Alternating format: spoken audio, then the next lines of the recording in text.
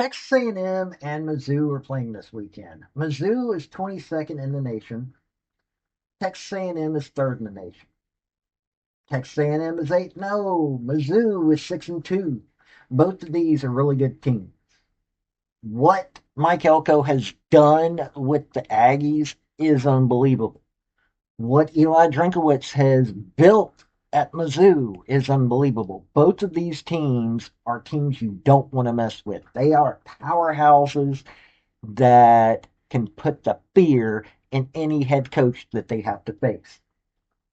Now, Mike Elko and the Aggies could probably drop this game and still get in the college football playoffs, but I don't see them wanting to do that.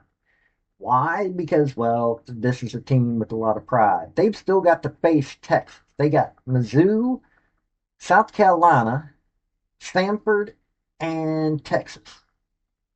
That's not an easy path when you've got Texas there, and Texas looks like they're clicking finally. Mizzou's got Texas A&M, Mississippi State, Oklahoma, and Arkansas. Now, Mizzou could be knocked out. They could actually have a shot at the college football playoffs, but how are they going to play against Oklahoma? And how are they going to play against Texas A&M? So both of these teams have a lot at stake in this game. So I'm going to cover it by the numbers. Why? Because that's what I do. If you like college football, if you like SEC football, because I do cover it far more, I cover it every week. I cover Tennessee football. If you love college football, period, or college sports, because I don't do the transfer portal, I don't do recruiting. Why? Because I cover the team. Hit like, hit subscribe. Now, let's get into this game. Hey folks, this is Paul with Redneck Sports. I want to thank you for viewing my video, and I want to give you one thought process. There was a famous coach at the University of Tennessee by the name of General Robert Neyland.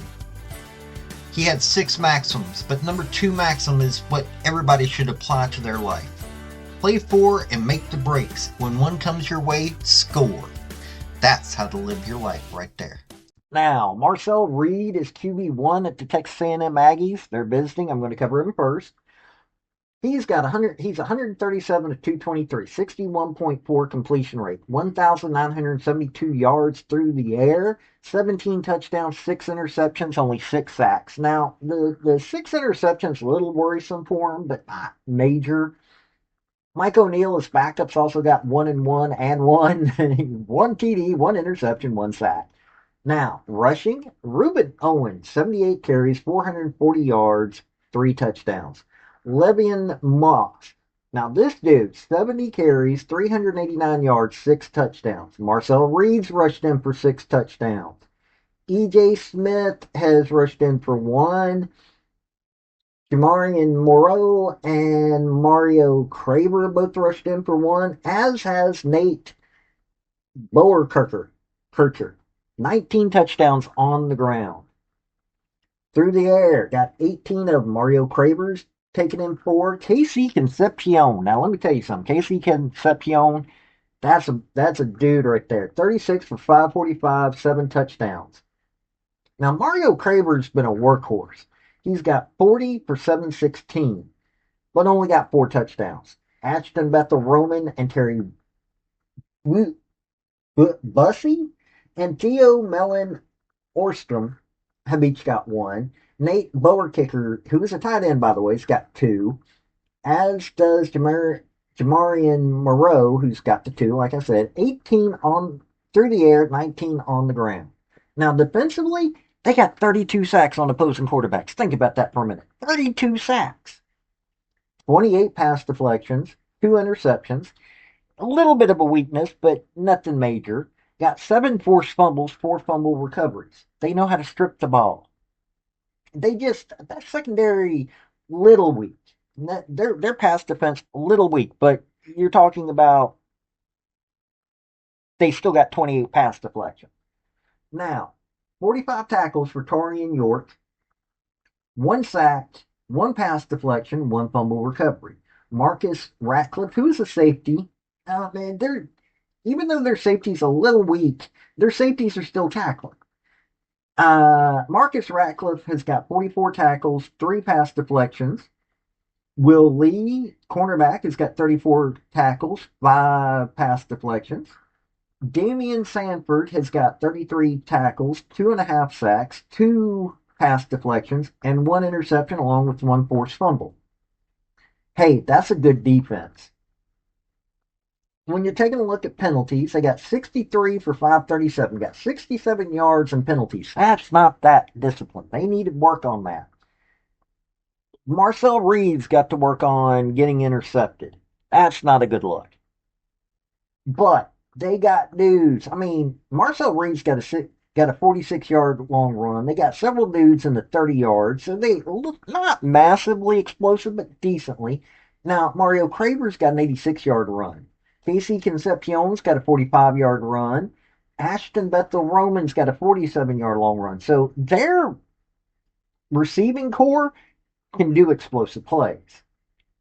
Their rushing team, they're just workhorse players, but they're doing really good. I mean, 19 rushing touchdowns. It's not like that they're rushing. They're bad at rushing.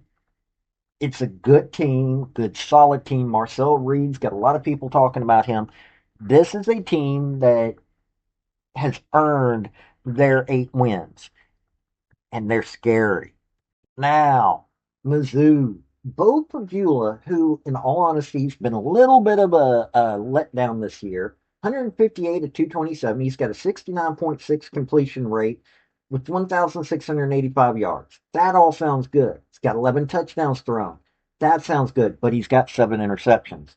Then you also look at he's been sacked 17 times. This offensive line cannot hold water. When you're 8 games in and your quarterback's been sacked 17 times, not a good thing. Matt Zoller's got 2 touchdowns thrown and only 1 sack. He's not been intercepted. Now rushing, Ahmad Hardy, 159 carries, 937 yards, 71-yard long run, 11 touchdowns. Jamal Roberts has got 3. Bo Pagula's got 5. Marquise Davis has got 2. DeBoris Jones has got 1. So they got 22 on the ground. This is a pretty good Russian offense right here. Now, Kevin Coleman has got 51 catches. Now, this is a receiving core. 51 catches, 558 yards, got only 1 touchdown, though. Got along to 50. Marquise Johnson has got 28 catches, 348 yards, got a 49-yard long run, got 2 touchdowns.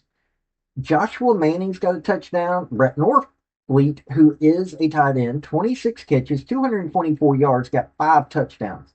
Donovan Olagbode has got a touchdown. Jamal Roberts got a touchdown. Hugh James got 2. So you're looking at 13 touchdowns, but they're doing a lot of catches without getting to the end zone. They're kind of stoppable. Now, they got 23 sacks on opposing quarterbacks. That's not bad, but, when you're going up against a good offensive line, uh, 28 pass deflections, 5 interceptions, 1 that got returned back for a touchdown. They've only got 4 forced fumbles and 2 fumble recoveries. Their defensive line's not doing near as good as they need to do, but their secondary is also a little shaky. Now, Josiah Trotter has got 53 tackles, 1 sack. Santana Banner is a safety. Now, they're top number 2 and number 3 tacklers are safeties. This means they're letting them get way too far into the secondary. Santana Banner's got 30 tackles, 1 interception. Jalen Catalon, another safety, 27 tackles, 1 pass deflection. Khalil Jacobs got 26 tackles, 3 sacks, 2 pass deflections. So they've got a decent defense, but it's not this. I'm sure Eli Drinkwitz is not happy about that defense. And when you're looking at penalties, 40 for 470, 417, 52 yards per game. Somewhat disciplined, but you're backing it up with an offensive line that doesn't hold anything back. You've got a decent rush defense, but a receiving core that can't get anywhere very often, and a defense that's for when you're looking at the SEC is mid. I mean, it really is. This is a mid defense for the SEC. It's a good team. Eli Drinkowitz has built a good product. It's not surprising that they're ranked. It's not surprising that they're 6-2. It's just Bo Prabula, everybody was thinking he was going to be far better than he was, but now he's got 7 interceptions. Plus, they've got an offensive line that, can't do much for him. I'm sure that Eli Drinkowitz would love for that not to be the case. When you're having to rely in the SEC on your quarterback to do all that work, not a good look. Now, Ahmad Hardy is doing a lot of good. Ahmad Hardy is a bright spot. This is like Tennessee last year. We had to rely on on Dylan Sampson like that. But this is not an Eli Drinkowitz team. Look, Mike Elko has built a machine. He really has. I mean, you're looking at this is his second year there. Last year he went 8-5 and was almost in the conference championship. Unfortunately, he also lost in the Las Vegas Bowl, but there's a lot of players that just decide to tune out. Seriously, we you do. You have a lot of players that tune out for that. But this year he's 8-0. Looks like he definitely is headed to the college football playoffs. He really has built one heck of a machine. Eli Drinkowitz, I mean, you're talking about, yeah, he won a conference championship at App State. He's 44-26 at Mizzou. What he's done there, he's built them into a consistently great team. Uh, in 2023, he probably would have ended up in the college football playoff. I expect him to end up in the college football playoff, but this year I don't see it. Bo Prabula has been too much of a letdown. His defense been too much of a letdown. This offensive line, just I don't know what's going on with that offensive line. But yeah, this is Texas A&M Aggies all day, every day. Now they're only rated to win this game. I just looked it up before I started this video. They're a touchdown favorite.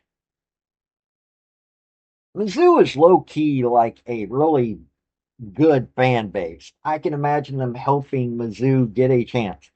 Could Mizzou win? Yes.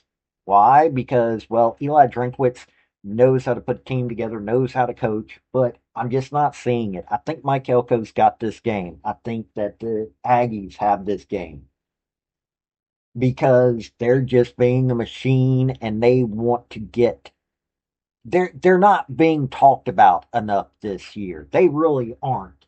People are ignoring them. And let me tell you something, that's fuel to the fire right there.